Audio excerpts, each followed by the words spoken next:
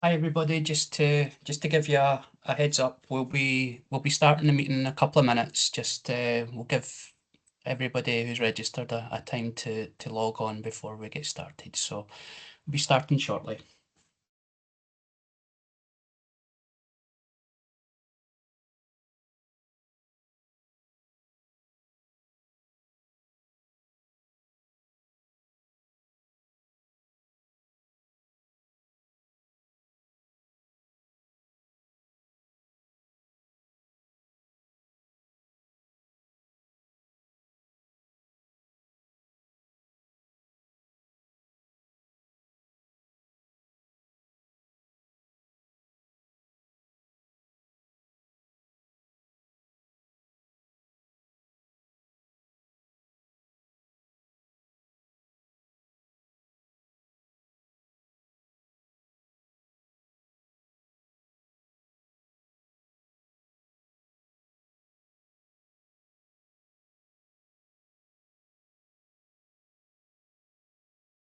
We'll give it another 30 seconds and then once we get to that point, we'll begin the session. Just let anyone else join that's still trying to get in.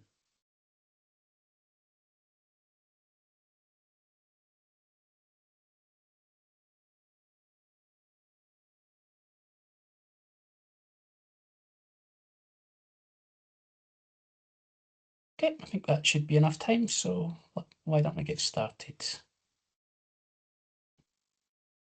So hi there, thanks for coming along to today's webinar. My name's Thomas, and before we do get started, I'll give you a little bit of background about myself. I've been with the charity for almost 8 years, working solely in the money advice and guidance team. Prior to joining the charity, I spent my time working with a local authority advice agency, and I also spent some time working in the private sector for an insolvency practitioner. All in all, I have round about 25 years experience working with debt or credit in some way, shape, or form. Um, as you may have picked up from my accent, I am Scottish and I am based in Scotland, but I do provide advice to England and Wales, and I am a member of the Institute of Money Advisors, and I'm qualified to provide advice south of the border. I'm joined on today's session by my colleagues Karen Malcolmson and Jane Goodwin. They're also advice supervisors within our team. They'll be keeping an eye out for any technical issues during the course of today's session, and they'll also keep an eye out for any questions that pop up during the presentation. So if there is anything that you do want to ask, just stick it in the comments, and I'll try my best to answer them towards the end of the session. So just a little bit about our charity's vision. Our vision is to be a supportive community where every civil servant or former civil servant has the chance to live their life to the full.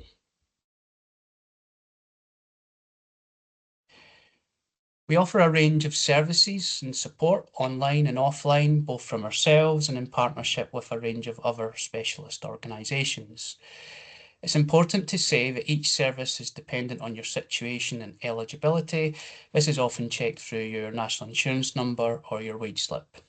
If you're unsure if you're eligible or if we can help, the best thing to do is simply contact us and ask us, and you can find details of how to get in touch easily through our helpline or you can find details of our helpline on our website. Life is not black and white, and neither is our offer of help. We look at every case on a case-by-case basis.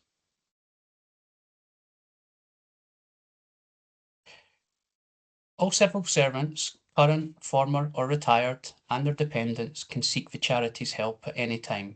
Even if someone leaves the civil service, they are still eligible to come to us for help.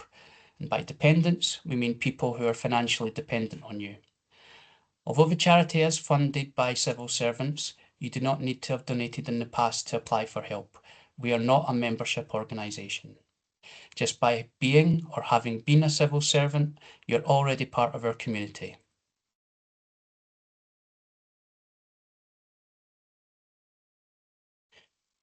So today we are going to be focusing on financial well-being. We know that poor financial well-being can have a detrimental impact on our physical and mental well-being. Regularly checking your finances can help identify problems early and help you keep in control. We're going to talk about key features of financial well-being, including budgeting and dealing with a redundancy or loss of income, debt advice, and the steps you can take to help yourself. We'll then go on to talk about our money advice and guidance service and how the charity can help. So again, if you have any questions, I'll be happy to answer those at the end of the session if you drop them into the chat.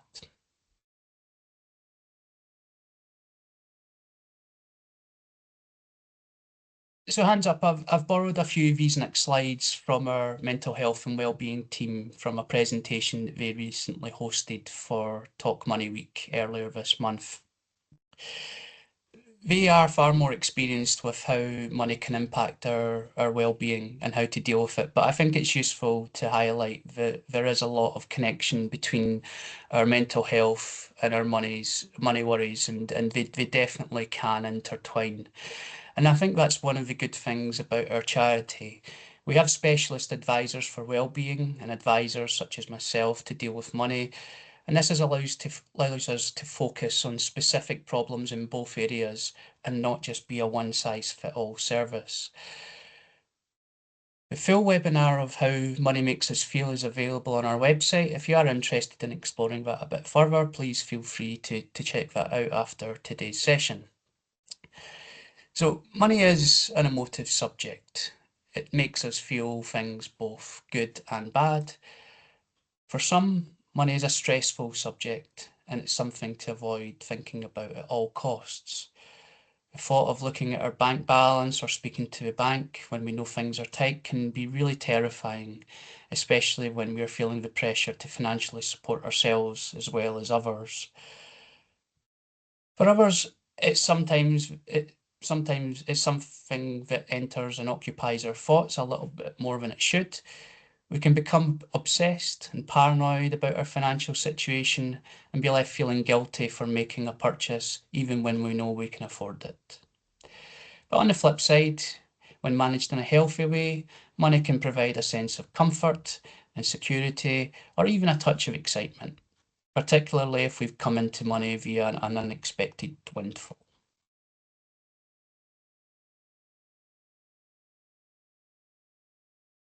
So why is money so hard to talk about? The Money and Pension Service have found that people in the UK don't talk about money enough. Half, 50% of adults in the UK said that talking about personal money matters is still a taboo in everyday conversation, with 43% stating that they actually feel embarrassed when talking about money, even amongst friends and family. 1 in 3 people admit to experiencing money-related stress each month, and this emotive reaction combined with our reluctance to talk about money is having an impact on our relationships. As a result, 37% of those in a relationship confirmed they had argued with their partner about money, and over a fifth, 23%, admitted that they had lied to their partner about their finances. Most commonly, the reason given was to conceal the amount of debt that they had.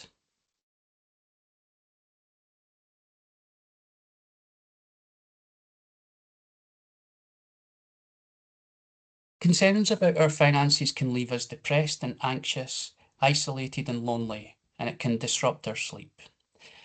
Addressing these issues can help, and discussing with an independent money advisor and understanding your options may make you feel more confident about discussing your situation with your partner or any other relevant party close to you.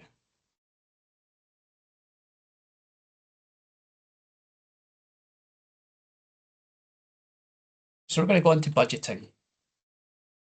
What is a budget? In simple terms, a budget is a list of our income and outgoings. Most usually, this is set on a monthly basis, but it could be weekly, quarterly, or annually, however you want to do it.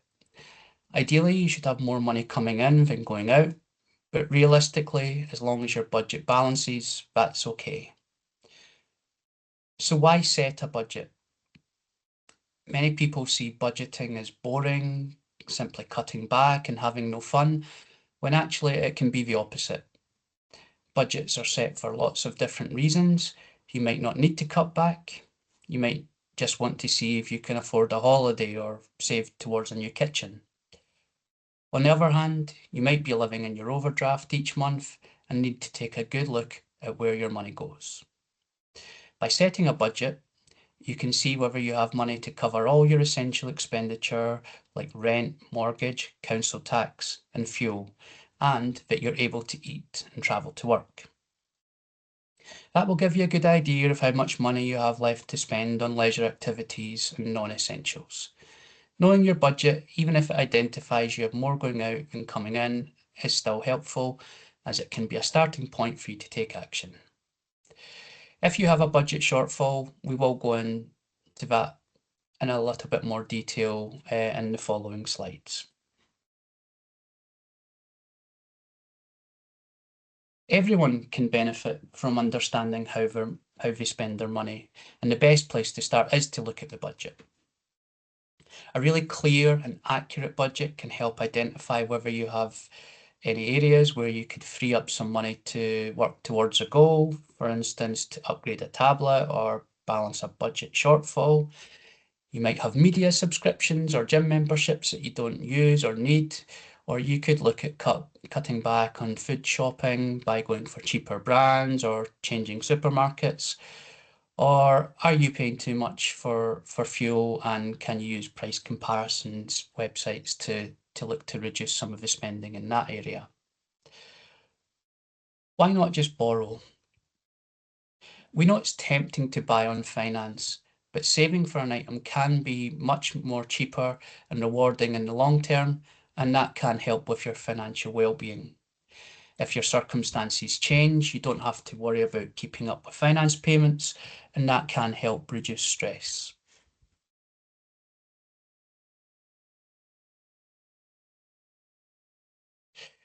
So practically, how do we set up a budget?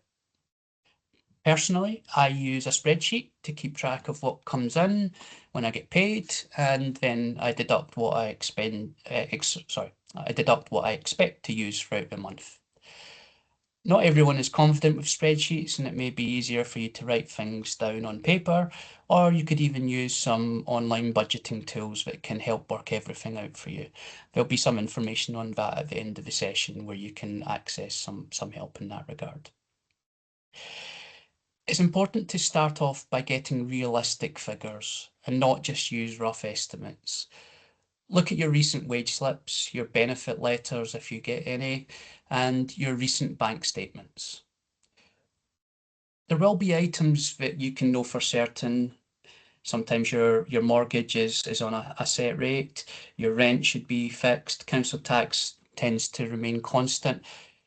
But there are things that can change monthly, such as the amount of fuel you use, and I include fuel within your home and for your vehicle. Also, things that change are the amount we spend on food and social costs. And while these can be hard to work out, you should try to be as realistic and accurate as possible. It's also best not to use bare minimums. Be realistic so that your budget can be sustainable. You might find it useful to use savings accounts to keep some money aside when it's needed. But an important caveat here is that too many bank and savings accounts can be problematic.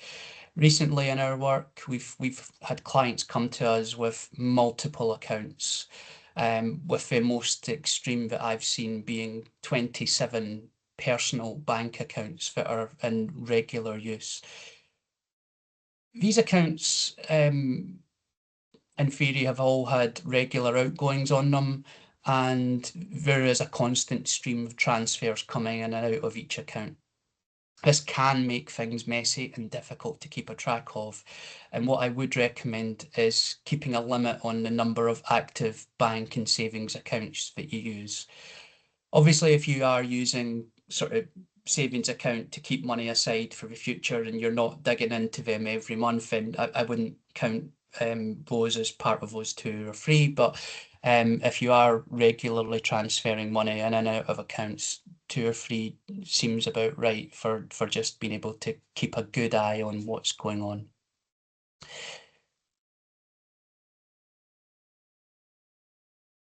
So to begin with a budget, what you do is you would take your income from your salary, you would take your take home amount. If your salary is not constant because you regularly get overtime, try and work out an average of what you would expect to come in over the next few months. So once you've got your income, add on any benefits that you receive and any other income that happens to come in. So things like child maintenance and anything like that, or if you've got um, any boarders living with you, any money that comes into your account, just make sure that's accounted for on your budget. Then work out your expenses. And the best place to do that is by reviewing the bank statements that we've got set aside. That'll give you a good idea of what your regular outgoings are. As we discussed, you can use this to work out what your rent, mortgage, council tax payments are, things that are regular. You can add them onto your budget, and then you can have an idea of what you are spending for grocery shopping, for example, or how much you're spending on social activities or takeaways. All the things that aren't essential that are on your bank statement. Keep a note of them, and if they are regular, try and work them into your budget.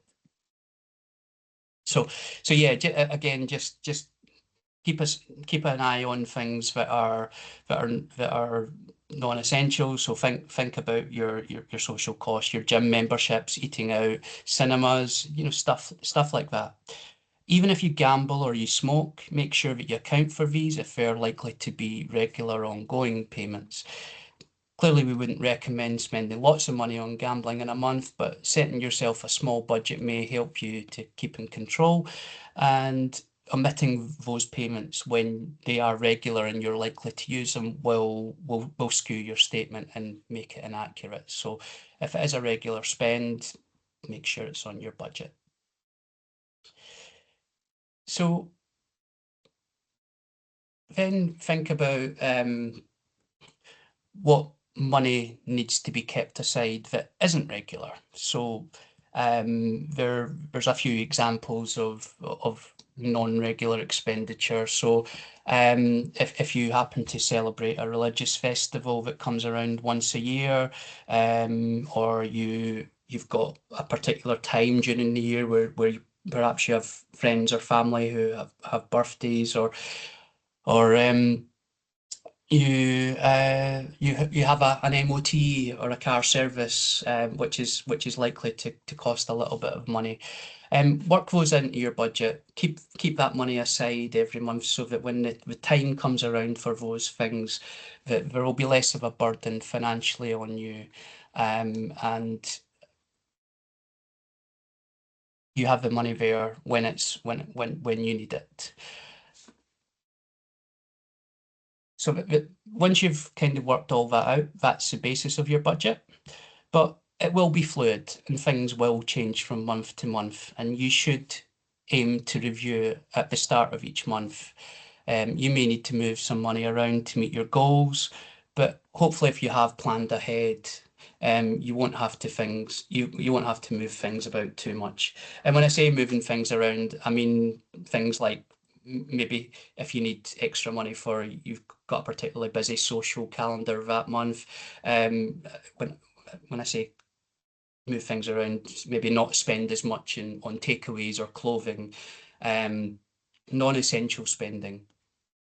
So just to be clear that you should always make sure that your essential expenditure is covered. You shouldn't be removing money from essential expenditure. So we don't want to be taking away money from your rent, your mortgage, your council tax, etc. Those should always be prioritised. So again, once we've had a look at our budget, what's left should ideally be enough to cover our credit commitments. And then beyond that, what else do we budget for? Do we have anything left? Should you be saving money for an emergency fund? Um, would putting money into that fund, or once you've met your credit commitments, will that put you over budget? And at that point, it's probably the best time to start analysing where changes can be made to make sure that you can balance your budget to meet your priorities.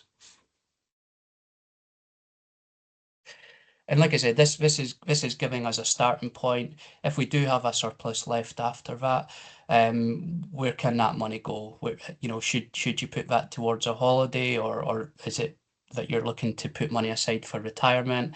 Or is it even the case that if you have money set aside or money to set aside, can you put that towards a car or saving up towards a car rather than relying on finance going forward? However, if you have a small shortfall, can you make your budget balanced by moving things around to be stricter on some areas where you could be deemed to be overspending?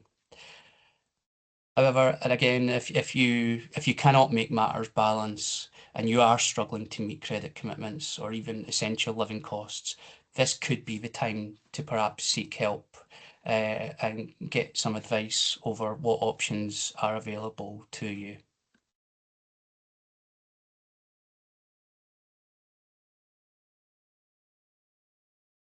And forward budgeting, in these uncertain times, having a forward budget can be helpful. It might be useful to consider how you would cope with a loss of an income stream. For example, if you live with a partner, could you afford to maintain household costs on just one income? You can use benefit calculators to estimate future entitlements if things change. If you are expecting to be made redundant, plan to spread out any redundancy pay so that it covers you for several months, and don't be tempted to treat this as a windfall and make purchases for non-essential items. You can use your current budget and considering adjusting where you can consider adjusting based on if you lose an income stream. Identify what you could do to cope. Could you pay council tax over 12 months instead of 10 if you're paying your council tax that way? Could you reduce your TV packages and subscriptions to minimise the loss? These are small things, but combined, they can all add up. So yeah, think about how you can reduce your costs now. I mean, if you can reduce your costs now, will that lessen the burden if a change was to hit you? And if you are able to change now, can that funds be set aside for the unexpected or the emergency expenses so that you've got them when you need them? If you do have savings, you could consider to use these to pay down debts now. You could consider overpaying on your mortgage to reduce your mortgage term, which means that you would pay less in interest overall, and that would give you a buffer against any future difficulties. It's important to remember that you should always check the terms of your mortgage agreement before you consider doing this. Also check out any other types of support which may be available in the event that you lose income. This could be looking for help from charities such as ourselves or energy trust funds, as well as the before mentioned benefit calculators.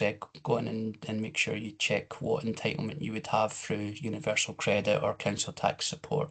And again, I'll give you some links at the end to access our website, and there's benefit calculators on there. And additionally, if you want to look for granting out with our charity, there's websites such as Turn to Us that you could look to see what other help would be available to you.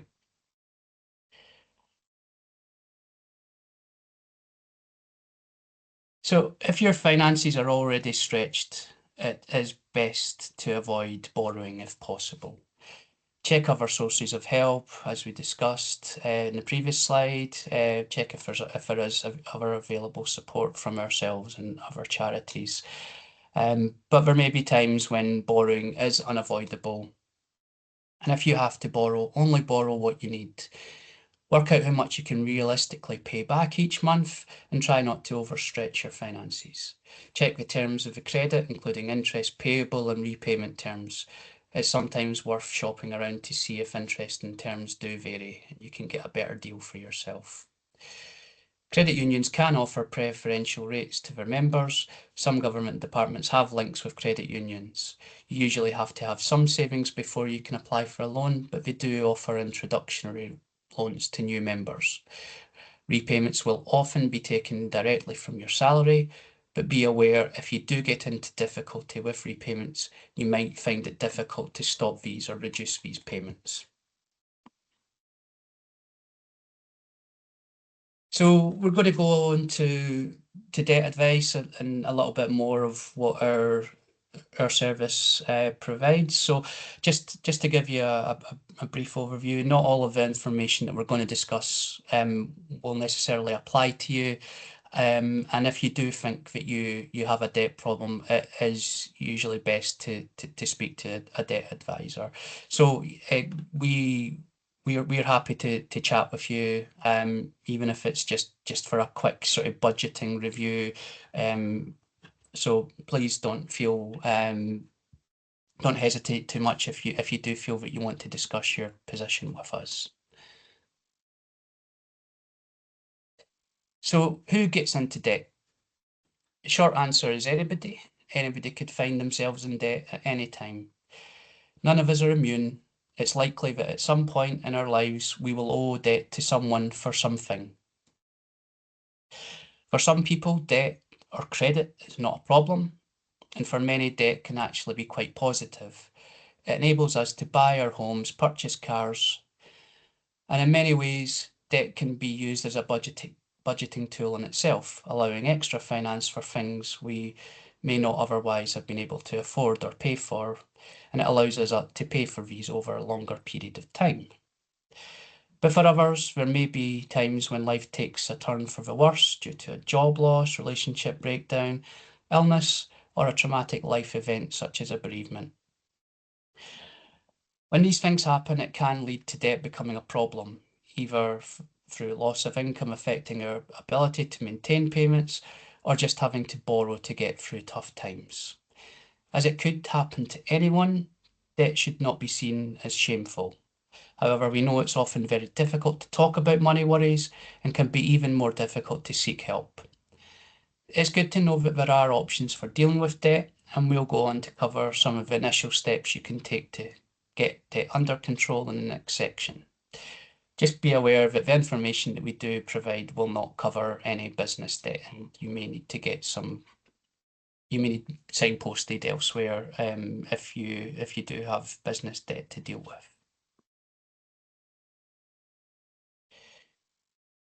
Generally, we divide debts into two categories, priority and non-priority, with priority being the most important due to the serious consequences of non-payment. A debt is a priority if non-payment could result in the loss of your home, liberty, or an essential service. These include rent or mortgage arrears, council tax, fuel arrears, or unpaid magistrates' court fines. If you owe any of these, it's important to deal with them first. By contrast, non-payment of a non-priority debt will not usually result in the loss of anything in the shorter term, and these include things like personal loans, credit cards, overdrafts, and catalogue debts, but the lists are not exhaustive. Recently, a third category of debt has begun to emerge. These are often called square peg debts, as they do not fit neatly into either of the previous categories. An overpayment of benefits would be classed as a square peg debt. This is because the DWP now have the power to deduct money direct from your wages without a court order, so you could consider that as being a priority debt. When we categorise debts, we take into account the creditor's powers to enforce. The more powers, the greater the priority. For instance, if a mortgage lender could take court action to repossess your home, if council tax is owed, then the council can obtain a liability order, or in Scotland, a summary warrant, which gives them powers, including instructing enforcement agents or bailiffs or sheriff officers in Scotland or applying for an attachment of earnings in order to deduct money from your wages. Ultimately, an unpaid magistrate's court fine and unpaid council tax could lead to imprisonment. That wouldn't apply in Scotland. By contrast, not paying for a non-priority debt such as a personal loan or credit card would have less severe consequences. Non-priority creditors could apply for a county court judgment, or in Scotland a decree, which if complied with would usually mean no further action is taken. However, if you are a homeowner, once a CCJ, county court judgment, has been obtained, the creditor could then apply for a charging order to secure the debt against your property. In Scotland, it would be an inhibition that would be registered against your property. Court judgments and decrees are registered and will affect your credit rating, and if you do owe over a certain amount of money, they could make you bankrupt. Usually that's around about £5,000.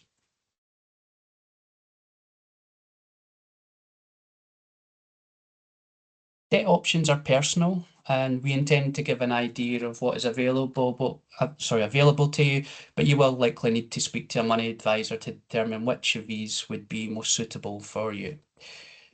Your circumstances will be key to understanding what is right for you, and your financial statement, which is essentially a version of your budget, helps you to set out what your normal household expenditure would be and identify what your surplus would be available to pay towards your creditors. Based on the financial statement that you would prepare, we would then look at what options you have. Options can be informal, flexible but not legally binding. It could be formal, backed by law. It can be short term. You might just need some space to get things sorted, or it can be long term. You may have unmanageable debts and need a permanent solution. Some debts can be excluded from a lot of the options. So there's things like court fines, and some areas of the UK child maintenance arrears are excluded, student loans, and again, we won't be looking at business debt. So again, if you need help in that regard, you may need signposted to a specific agency. Just a quick look at the informal options that are available.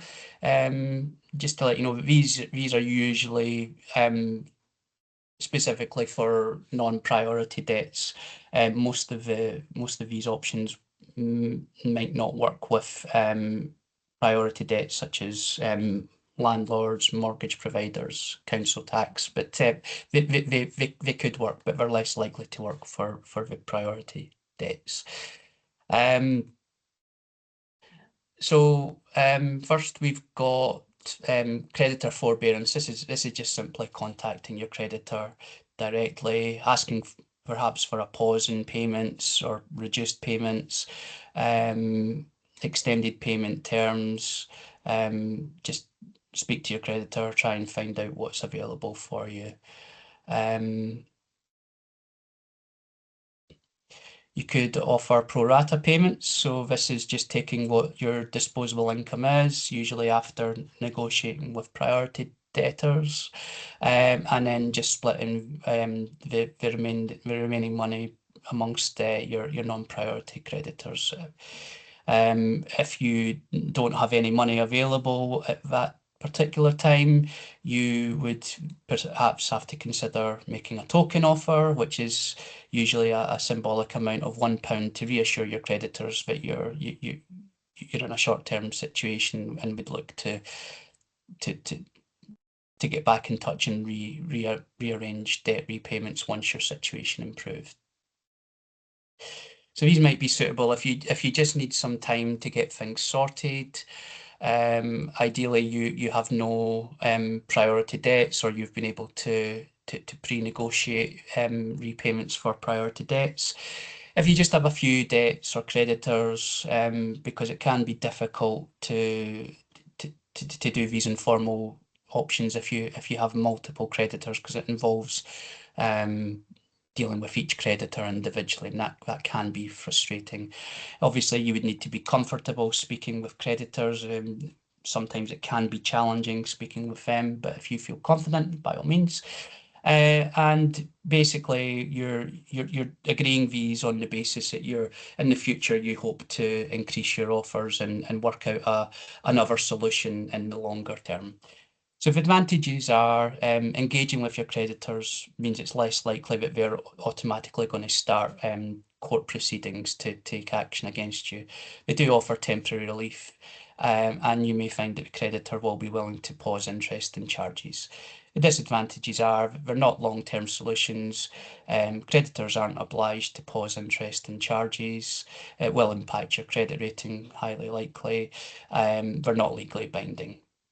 So again, if you want to know more about these, please just get back in touch with us or make an application and we can have a look at these in a bit more detail with you. Informal options, longer term plans, a debt management plan. This is a pro rata payment based on the disposable income that you have after your financial statement, and you can get these to be managed by a third party. These would be useful if you have unmanageable debt and need a permanent solution. You have sufficient surplus income to make monthly payments, and you have you have already managed your priority debts. The advantages are they're negotiated and managed by a third party. You would just make one payment per month to all the non-priority debtors, and the third party would distribute them. In most cases, interest and charges are likely to stop, and debt management plans you can get for free. There are companies out there who would like to charge you for it, but you can get someone to do that for you for nothing. The disadvantages is it can take a long time. It can take it can take anything up to 10 years to clear a debt management plan. Creditors are not obliged to pause interest and charges. It will impact your credit score and future borrowing, and they're not legally binding. Again, if you want to know more about it, get back in touch with us, or you can find some information on our websites. So formal options, just to highlight some of the kind of shorter term options that are available for you. Firstly, the debt respite scheme, also known as breathing space, is a government-backed 60 days breathing space to seek debt advice. You can have a standard or a mental health breathing space. It might be suitable if you are unable to meet some or all of your debt obligations. You just need some time and space to work out which steps to take next. You don't have any formal debt options, and you've not entered the debt respite scheme in the last 12 months. Advantages are it's a temporary relief, it's legally binding, creditors can't add interest and charges, and they can't take recovery action. The mental health respite scheme can also give you a longer protection than the 60 days if you are not able to deal with your debts on a longer time frame. Disadvantages are it's not a long-term solution. It may impact your credit score and future borrowing, and you can only apply for one in a 12-month period. And just to highlight, in Scotland, it is a little bit of a different process. The moratorium in Scotland only offers a hold against enforcement action taken by creditors through the court or through a summary warrant. But it does last a little bit longer and it gives you a little bit more time to work out a debt solution. So if you'd like to know more about these, just get in touch with us, make an application, and we can discuss if that's suitable for you. So longer term, we have insolvency options. These include write-offs for debt, and you can obtain that through a debt relief order or a minimal asset process. You can apply for these through approved intermediaries or approved money advisors, and these are useful if you're unable to pay your debts, if you are not a homeowner and have no valuable assets or vehicles, and you have no or not much surplus income. The advantages of these is that there's no cost, there's no monthly payment, protection begins immediately, and all eligible debts are written off over a shorter period of time than they would if you were in a bankruptcy or an IVA. The disadvantages are there's strict eligibility criteria. Homeowners and people with high value vehicles might not be eligible. It will impact your credit score, and you will be registered on an insolvency register, which can have an impact on some contracts of employment or rental agreements. Can have an impact on some tenancy agreements as well. So it's always a good idea to check your terms of those before you enter into an option like that. Again, these are there are more serious consequences for entering these options, so it's always good to get proper advice before you do seriously consider going into something like a debt relief order or a minimum asset process. So following on from the previous options, if you did have assets or did have some money spare, then you would need to consider bankruptcy or sequestration as it's called in Scotland. So these again are formal insolvencies which write off most eligible debts, and they may be most suitable for you if you're not able to pay your debts longer term and that you don't have assets that are worth more than the debt that you owe. So the advantages of these is that they're legally binding, they offer immediate relief. If regular payments are required, they will usually be for less than the money that you contractually owe. Disadvantages are that any assets that you have could be sold, so there is a risk that you could lose your family home. Ongoing payments may last for several years. It will have an impact on your credit score and future borrowing, and you will be registered on the insolvency register. Some of these actions can have application fees that require to be paid to enter. Sometimes our charity can help with those. So if you are making an application to ourselves for advice in these regards, you could ask that question if we see if we're able to help. And lastly, in terms of insolvency options, what we have is individual voluntary arrangements, IVAs, and trust deeds if you're in Scotland.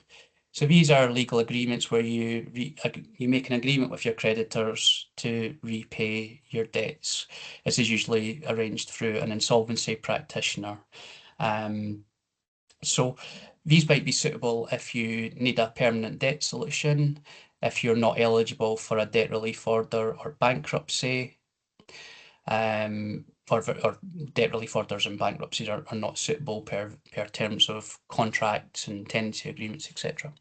And you would need to have some disposable income available to make offers to creditors so that they can agree to these plans. The advantages are they're legally binding, they stop all creditor action, they're set over a fixed period of time, and at the end of that period, any remaining debt is written off. The disadvantages are there's high fees included and involved in the payments, and if the plan fails, your debts are usually handed back to you. You could lose a lot of the money that you've already paid in through the aforementioned fees. It does have an impact on your credit score and future borrowing, and they are registered on the Register of Insolvency. So yeah, what you might find, particularly with these options, that there are plenty of organisations online that are willing to assist you with these practices.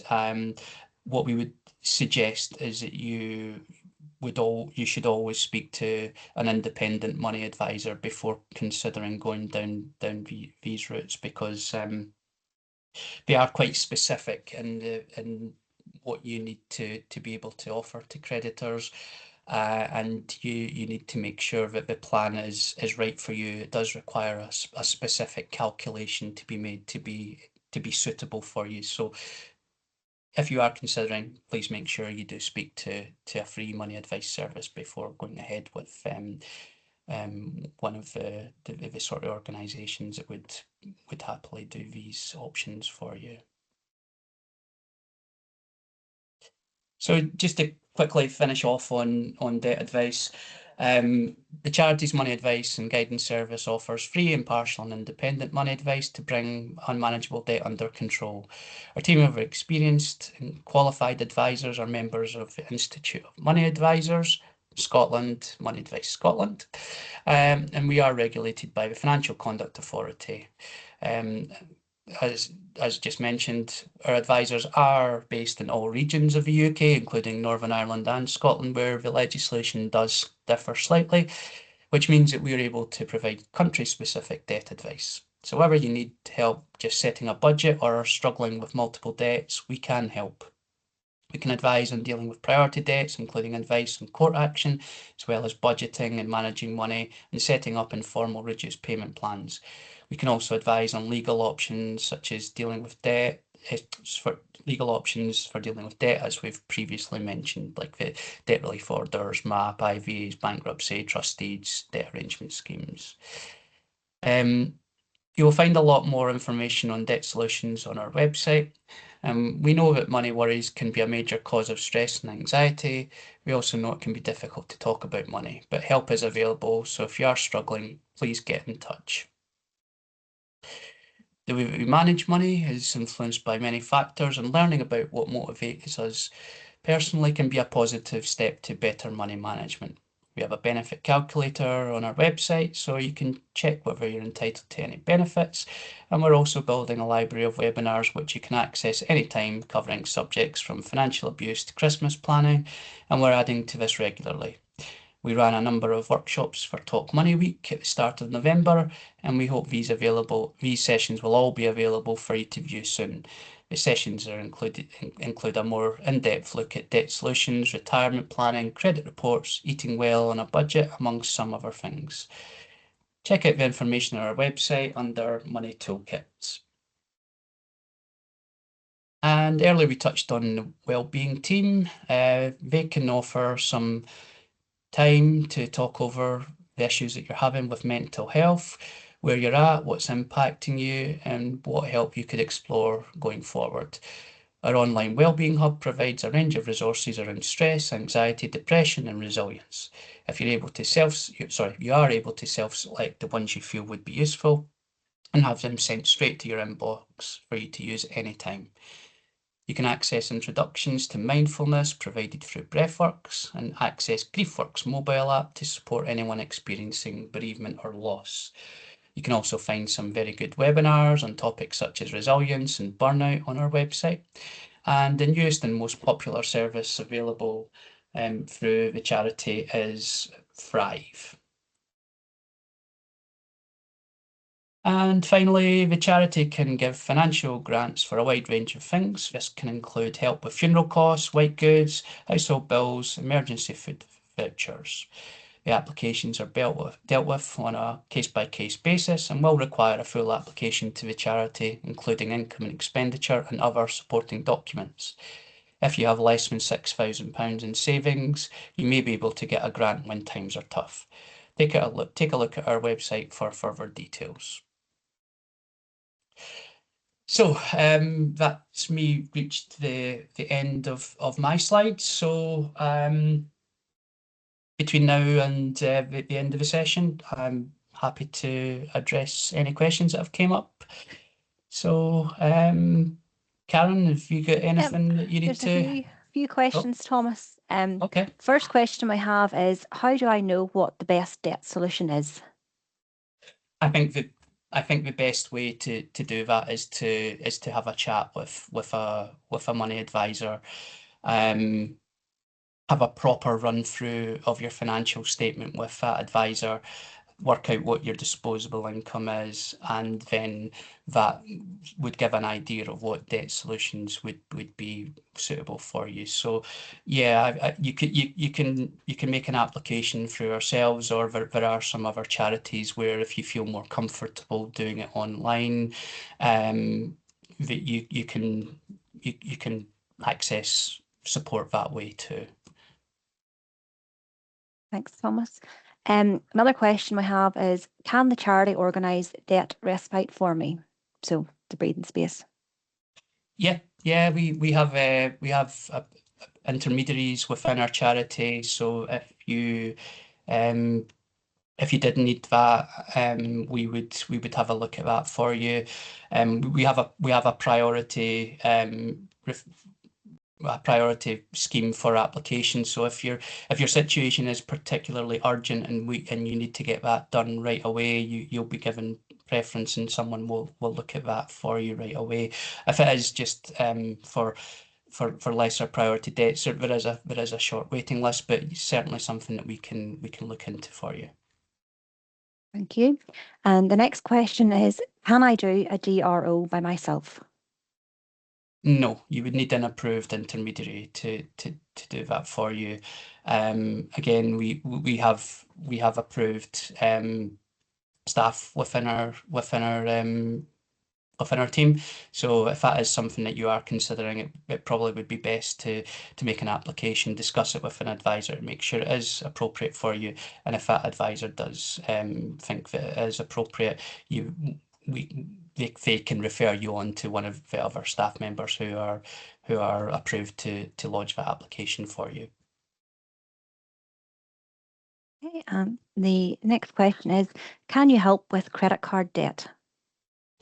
Unfortunately, no. If you're talking about grants, our grants, our financial assistance team can't offer financial assistance in that regard. However, if you're asking about can we advise on that, we can advise. So again, if you make a money advice referral and want to discuss the best ways to sort your credit card debt, we can have that chat with you and look at what options are available for you. Thanks, Thomas. We don't have any more questions now. Nothing else has come through yet. Just trying to think. Sometimes when we do these presentations, people ask us about the financial assistance side and how long that takes, from when you submit your application until the grant actually been made, if you're going to get one. Can you maybe tell us a little bit about that?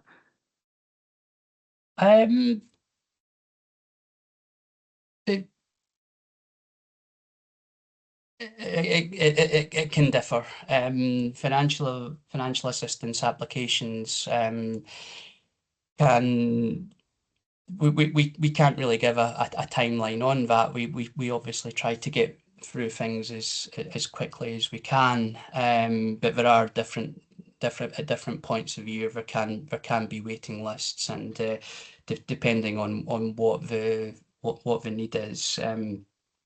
It can sometimes take a little bit longer to process.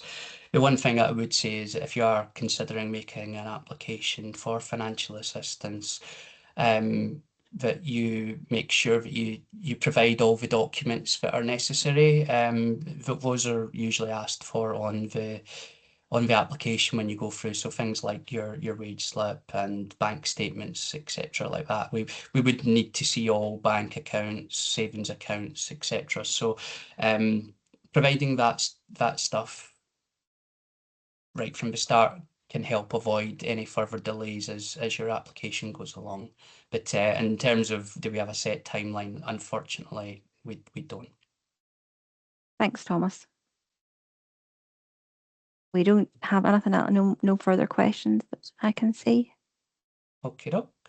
Well, if there's no further questions, thank you. I'm going to conclude today's presentation. Thanks for attending. I hope some of the information was useful. And again, if you do feel that you are struggling with money, please do feel free to make an application, and hopefully one of our advisors can give you some guidance on your position. But thanks. Goodbye. Take care.